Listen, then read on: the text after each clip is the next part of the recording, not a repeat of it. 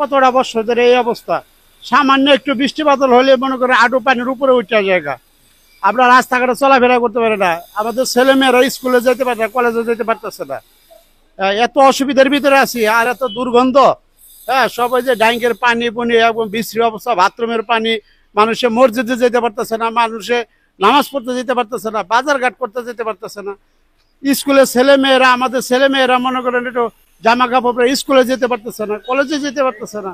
আমরা এই ইয়ারটার জন্য, এই পানিটার জন্য এত কষ্টে আছি আর এত অসুবিধার ভিতরে আছি, এটা বলার মতন না ভাই। এমনও হয় কিন্তু বৃষ্টি হলে মনে করেন পানিটা বেশি হয়ে যায়।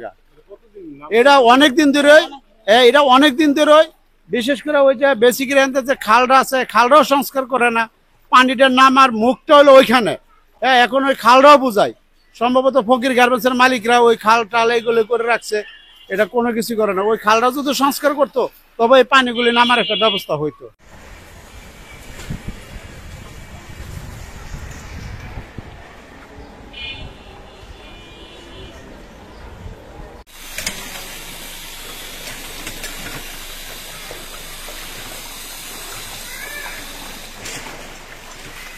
পানির ভিতরে মনে করেন দোকানদারি করতেছি, এভাবে দোকানদারি করন যায়।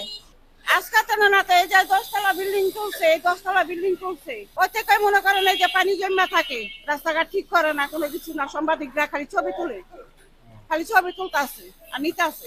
বৃষ্টি হইলে পানি উঠে, বৃষ্টি না হইলেও পানি উঠে, হ্যাঁ পানি উঠে। এই যে 10তলা বিল্ডিং চলছে, ওই থেকে পানি উঠে আছে, ড্রেন বুঝাই। সমস্যা তো ওইটাছই, এই যে দোকানদারি করতে পারি না, দেখেন না।